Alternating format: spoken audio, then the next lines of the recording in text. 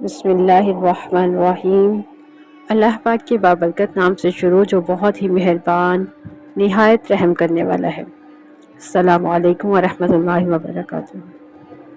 عزیز دوستو، کیا آپ جانتے ہیں کہ اسلامی تاریخ کا ایک ایسا دن بھی آیا تھا جب نواسۂ رسول صلی اللہ علیہ وآلہ وسلم ایک اجنبی سرزمین پر پہنچے اور آسمان جیسے آنے والے غموں کی خبر دے رہا تھا۔ وہ دن تھا 2 محرم 61 ہجری کا۔ ایک طرف صحرا کی گرم ریت تھی اور دوسری طرف دریائے فرات کا پانی، اور درمیان میں ایک ایسا قافلہ جو دنیاوی طاقت نہیں بلکہ حق، صبر اور قربانی کا علمبردار تھا۔ اس قافلے کے سردار تھے رسول پاک صلی اللہ علیہ وآلہ وسلم کے محبوب نواسے حضرت امام حسین رضی اللہ تعالیٰ عنہ، جو کہ جنت کے نوجوانوں کے سردار ہیں۔ آج ہم صرف ایک تاریخی واقعہ نہیں بلکہ ایک ایسی داستان سنیں گے جو ایمان کو تازہ، دل کو نرم اور آنکھوں کو نم کر دیتی ہے۔ نبی کریم صلی اللہ علیہ وآلہ وسلم کی حضرت امام حسین رضی اللہ تعالیٰ عنہ سے محبت۔ عزیز دوستو، یہاں کربلا کو سمجھنے سے پہلے ہمیں یہ جاننا ہوگا کہ امام حسین رضی اللہ تعالیٰ عنہ کون تھے۔ یہ کوئی عام شخصیت نہیں تھی، یہ وہ ہستی ہیں جنہیں رسول پاک صلی اللہ علیہ وآلہ وسلم اپنے مبارک کندھوں پر اٹھاتے تھے۔ یہ وہ ہستی ہیں جن کے بارے میں نبی کریم صلی اللہ علیہ وآلہ وسلم نے ارشاد فرمایا کہ حسین مجھ سے ہیں اور میں حسین سے ہوں۔ رسول پاک صلی اللہ علیہ وآلہ وسلم امام حسن اور امام حسین رضی اللہ تعالیٰ عنہ سے بے حد محبت فرماتے تھے۔ صحابہ کرام کئی مرتبہ دیکھا کہ نبی کریم صلی اللہ علیہ وآلہ وسلم جب سجدے میں ہوتے اور امام حسن رضی اللہ تعالیٰ عنہ اور امام حسین رضی اللہ تعالیٰ عنہ آپ کی پشت مبارک پر سوار ہو جاتے تو آپ صلی اللہ علیہ وآلہ وسلم سجدے کو طویل فرما دیتے۔ یہ محبت صرف ایک نانا کی محبت نہیں تھی بلکہ امت کو یہ سبق دینا تھا کہ اہل بیت سے محبت ایمان کا حصہ ہے۔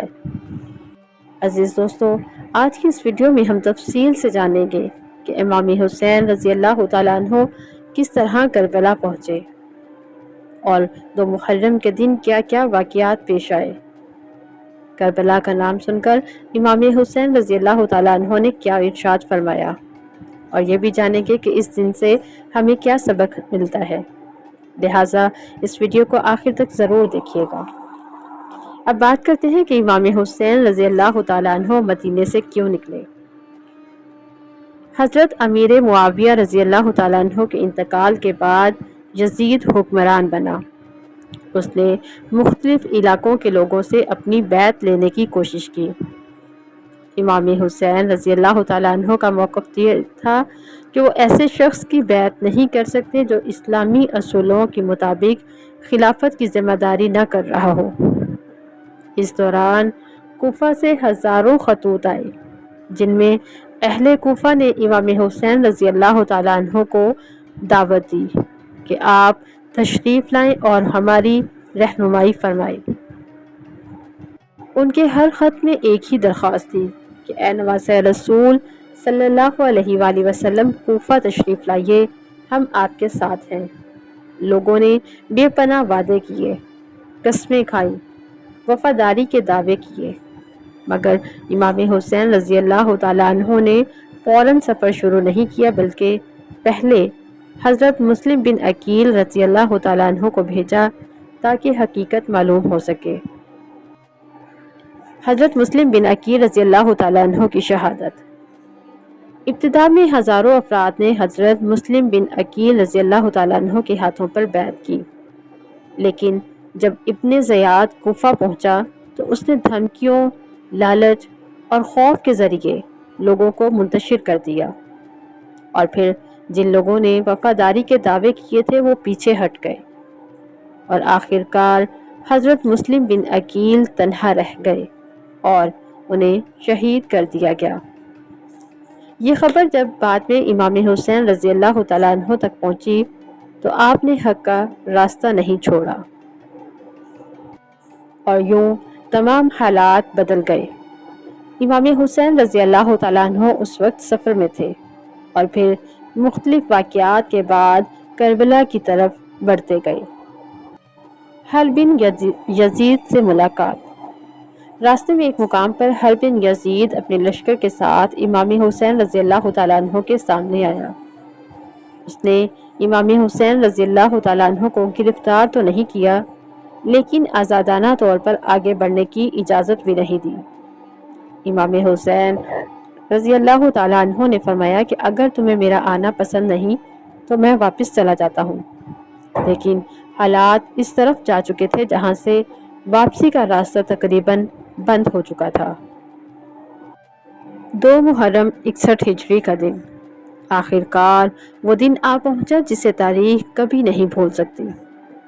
2 محرم 61 ہجری کو امام حسین رضی اللہ تعالیٰ عنہ کا قافلہ دریائے فرات کے قریب ایک میدان میں پہنچا۔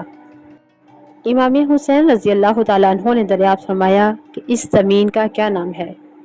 کسی نے کہا کہ اس زمین کا نام نینوا ہے، تو کسی نے کہا کہ غوزریہ ہے۔ پھر بتایا گیا کہ اس جگہ کو کربلا کہتے ہیں۔ یہ نام سنتے ہی امام حسین خاموش ہو گئے اور بعد میں یہی سرزمین میدان کربلا کے نام سے مشہور ہوئی۔ جب آپ نے کربلا کا نام سنا تو آپ رضی اللہ تعالیٰ عنہ نے فرمایا، اے اللہ پاک، میں غم اور آزمائش سے تیری پناہ مانگتا ہوں۔ پھر فرمایا کہ یہی ہماری منزل ہے، یہی ہمارے خون بہنے کی جگہ ہے۔ کئی روایات میں ذکر ملتا ہے کہ رسول پاک صلی اللہ علیہ وآلہ وسلم کو حضرت جبرائیل علیہ السلام نے امام حسین رضی اللہ تعالیٰ عنہ کی شہادت کی خبر دی تھی۔ نبی کریم صلی اللہ علیہ وآلہ وسلم نے ایک مرتبہ کربلا کی مٹی بھی دکھائی تھی۔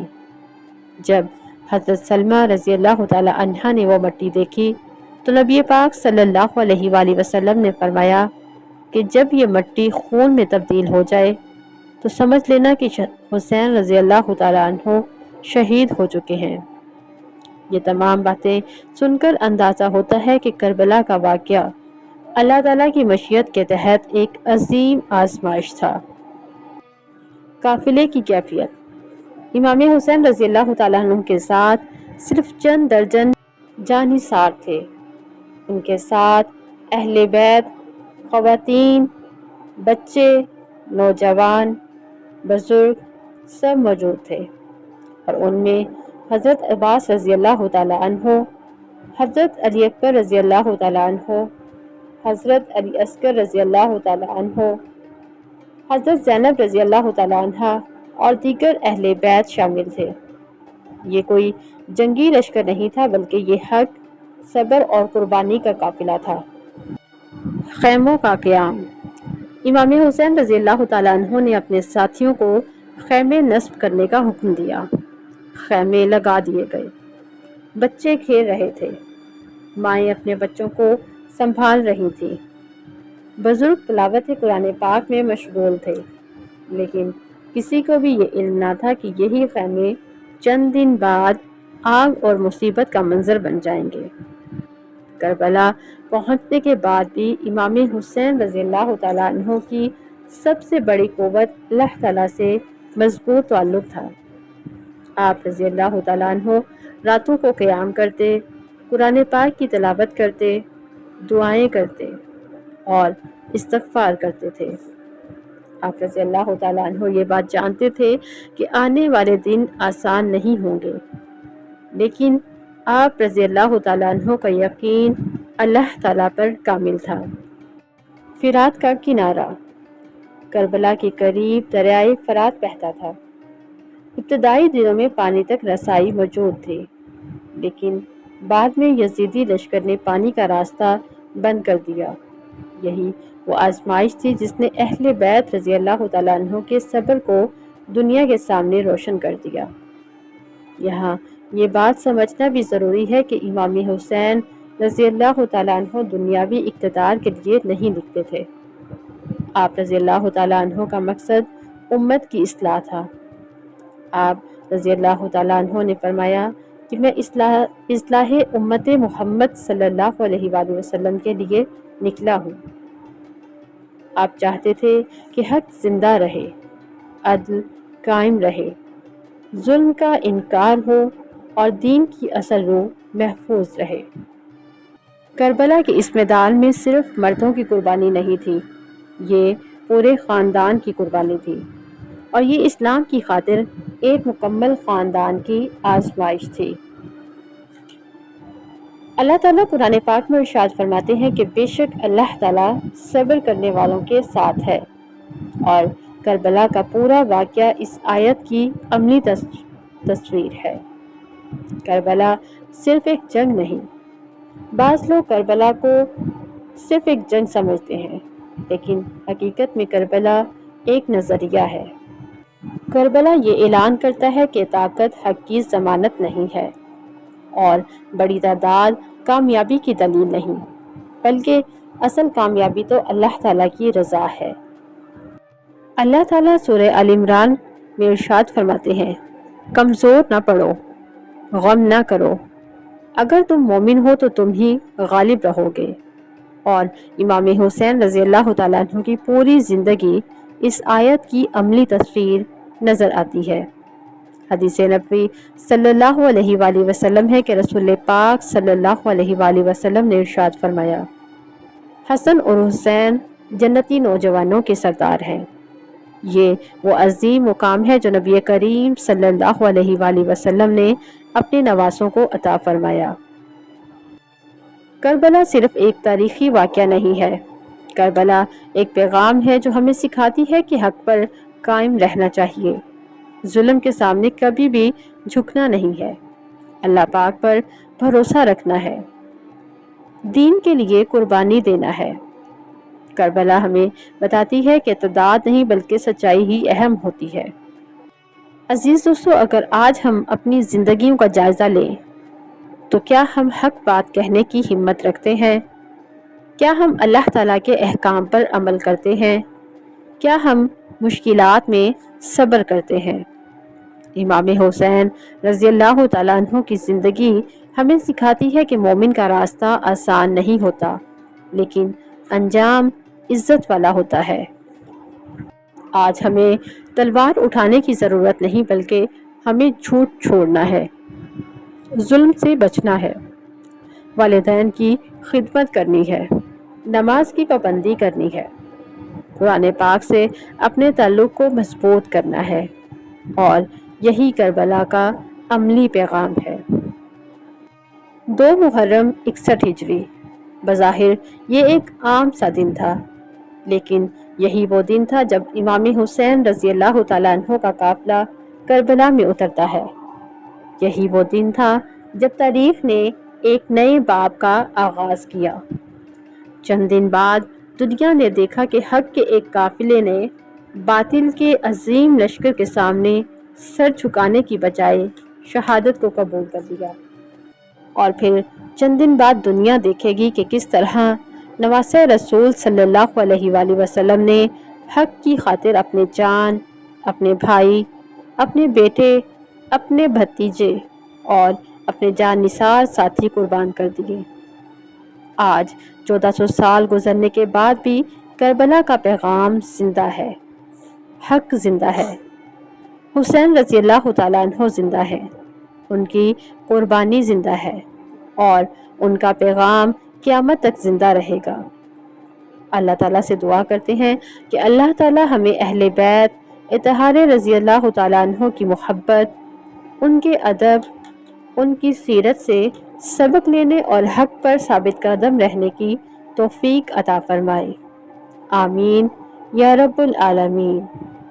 آپ سب دیکھنے والوں کو ہماری یہ ویڈیو پسند آئے تو لائک، شیئر اور چینل کو سبسکرائب ضرور کیجیے گا۔ اپنی دعاؤں میں یاد رکھیے گا۔